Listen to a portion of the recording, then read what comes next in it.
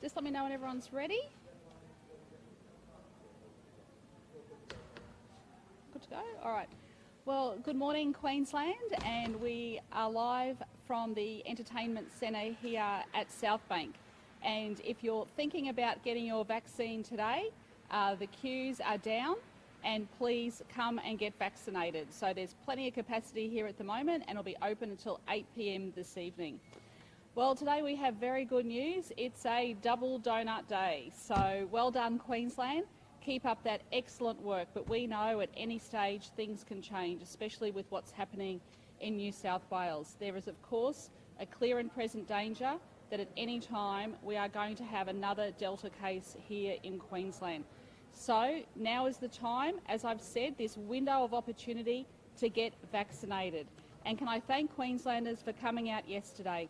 I know that there were some longer queues in the morning, and unfortunately some people were turned away in some centres. There is plenty of capacity today, but we did a record vaccination day yesterday. So 31,004 Queenslanders turned up to get their vaccination on the Super Pfizer weekend. Now that weekend is not finished, so today is your opportunity. So if you're thinking you may have not had the opportunity to come out yesterday, please come out today, roll up your sleeves and do it for Queensland.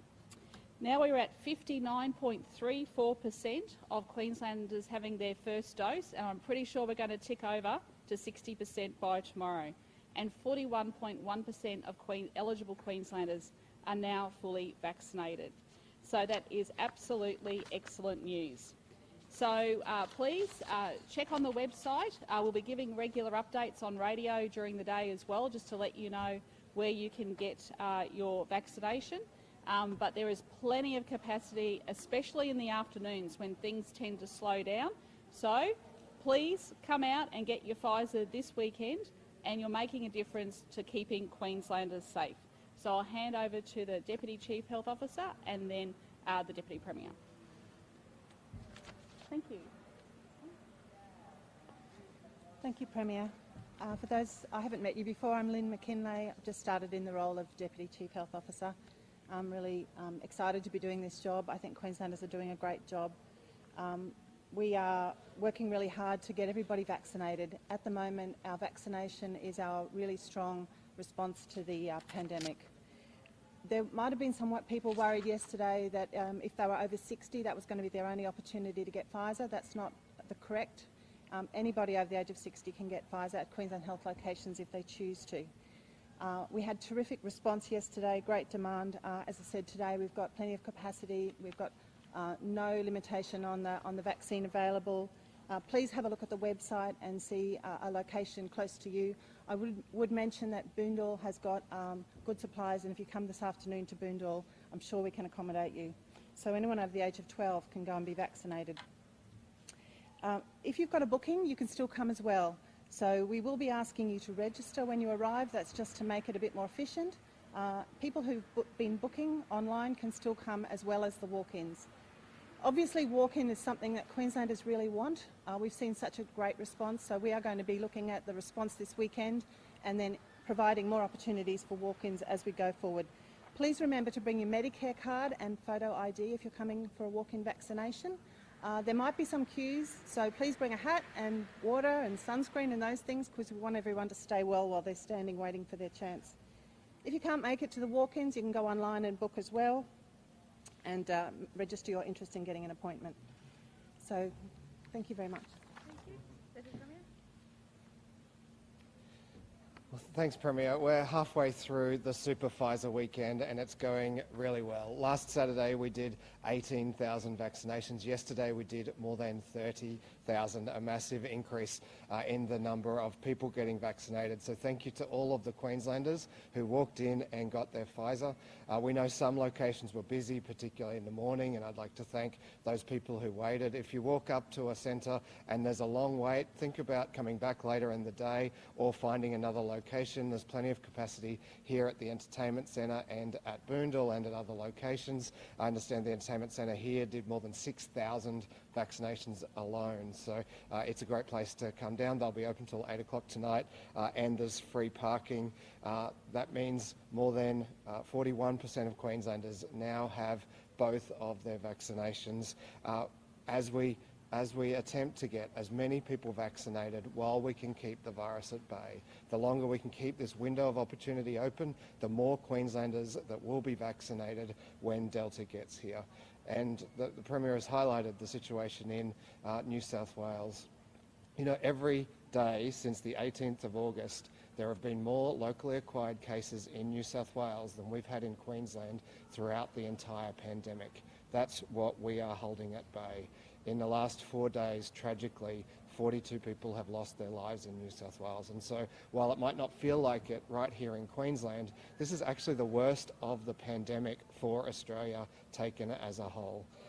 It's always been hard. All of the measures we've had to put in place have been hard. Nobody has pretended that border restrictions and hotel quarantine and lockdowns, they've all come at a cost and all caused distress, and we've attempted at all times to be as sympathetic as possible, to provide exemptions where that can be safely done. But it is these very measures that have allowed us to keep the virus at bay, that have given us this window to get people vaccinated. Thanks. And we might just give some of those figures. So over 1,800 people in Cairns got vaccinated, more than 3,400 on the Gold Coast, 2,400 in Boondall, more than 1,000 at Doomben, more than 1,800 at Logan Entertainment Centre, 1,400 at Rockley Showgrounds, and right across the state we've had like 1,300 at Wide Bay, 800 at Mackay, 829 on the Darling Downs. So these are really good figures, Queensland, but like I said, we've got to get up to that 70 and 80%, so we need everyone to come out and get vaccinated.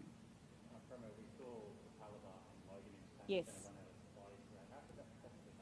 Well, I just think some places did not expect that amount of demand to come. So it was over the 2 days, but obviously a lot of people were so eager they came on the Saturday morning. So we apologise to the people where that happened, but please, they've got a lot of supplies today.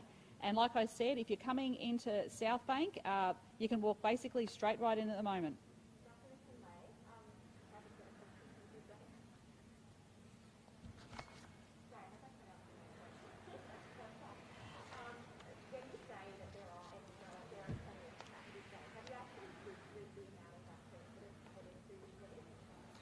They make estimates based on demand, and I think yesterday the demand was so great that there was a bit of, sort of queuing, if you like, because of the number of people who arrived all at the one time, if you like.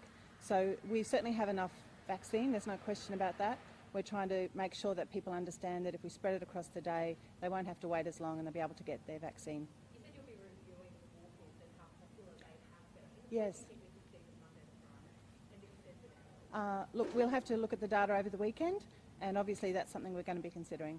Any idea how fast you can turn it around, given the demand is so much? We're obviously working really fast to try to get everybody vaccinated. That's a really important strategy for us. Thank you. Would you think about going 24/7? Do you think demand will be there for hours outside 8 p.m? At the moment, I know this centre here is working until 8 o'clock tonight, and certainly I understand that extended hours do suit some people, so we'll be looking at everything to see, get the best outcome for the Queenslanders. Thank you.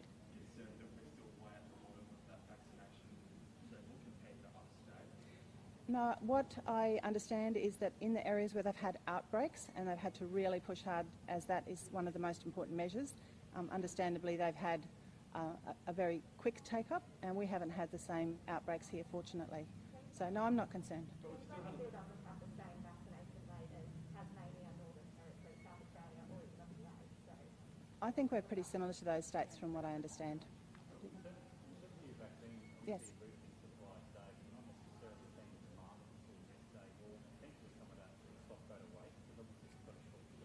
It's all very carefully managed to make sure we don't waste any vaccine. We want to make sure that every dose gets into somebody's arm.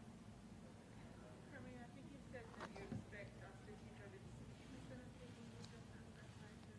in the next couple of days, hopefully, so fingers crossed, which is fantastic news. And look, the other thing too, don't forget, is where they have had outbreaks in other states, they've been given more supply. So, you know, we're now getting the supply that the Commonwealth's getting in, and we're getting it out as quickly as possible into people's arms. Don't forget too, you can still go to your local GPs, check the website where your local GPs, and of course Moderna is starting in pharmacies, I understand, either middle to later this week. So we'll be getting an update about that, and we'll be telling you about that during the week as well. Look, thank you for that. That's a very important question. And first of all, can I say that many people have lost loved ones, friends and family during this pandemic. It is a deeply distressing time to the family. And in relation, there are currently some matters before the coroner, and once the coroner makes the determination, I'm more than happy to meet with the family, of course. Speak about him at an event but not reach out to the family? Actually, what happened was my senior policy officer came in and showed me, we got some advice from the department that there was a coronial, that it was going before the coroner.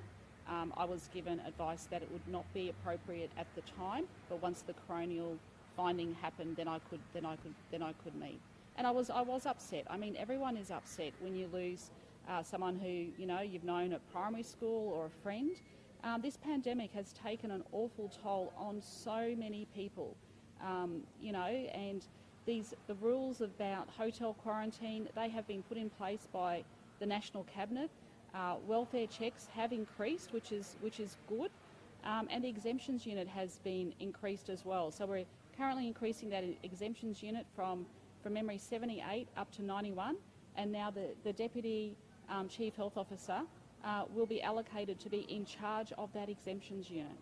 The family also want you to admit that the exemption system is not working, it's broken, and they want a task force to fix It's being thoroughly reviewed at the moment, Jess, and like I said to you, there's the Deputy Chief Health Officer has now been put in charge of that, and we've just been swamped. The reason why we have an exemptions unit is because there is a massive outbreak and we're dealing with a pandemic.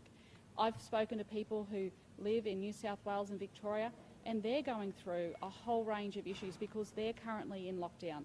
This is a global pandemic. It is not nice. The sooner we get everyone vaccinated, the sooner we won't have to have these restrictions. You just said that there's swaps. That means people are falling through the cracks. Did you say that?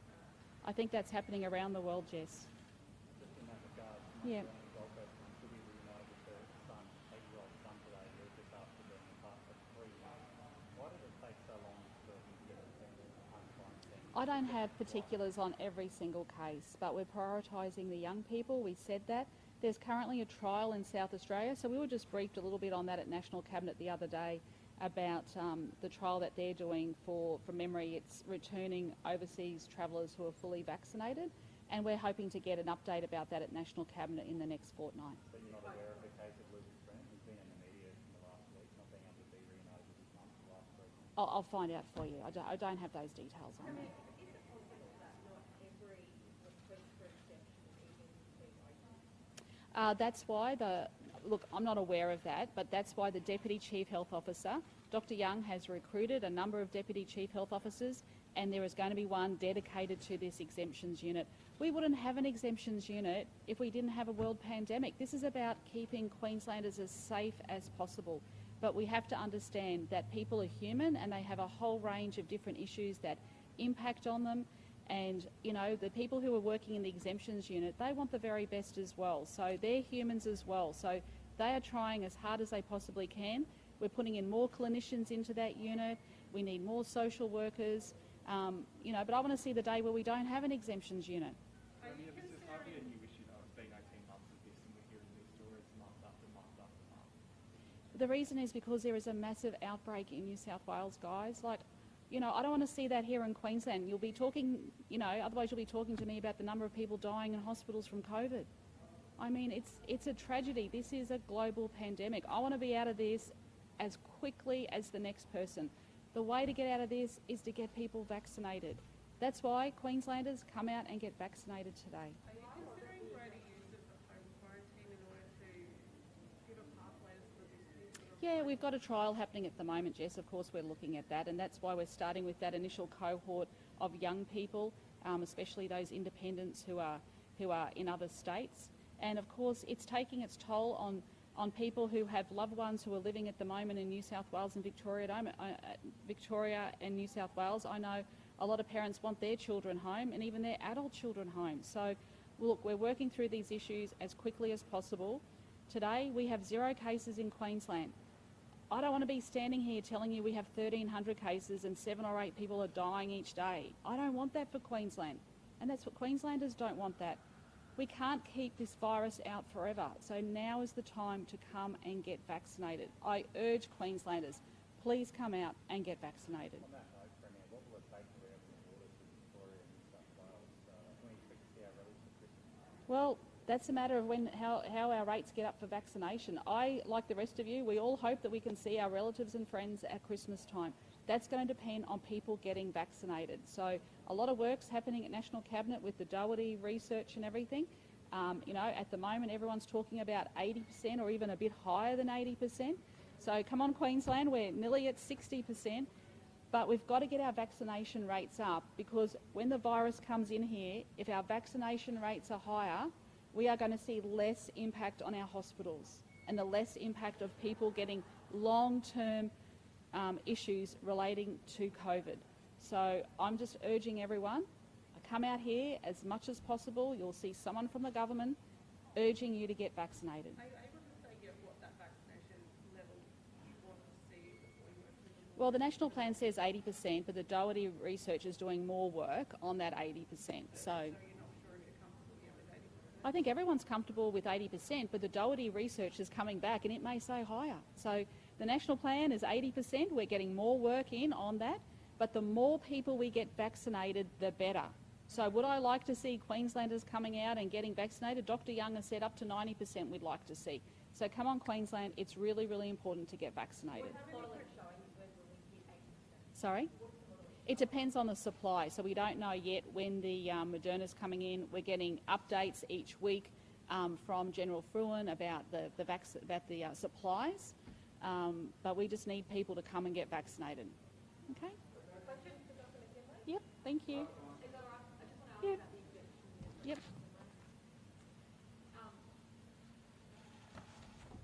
We know that there is like the data, the number of requests going into that exemption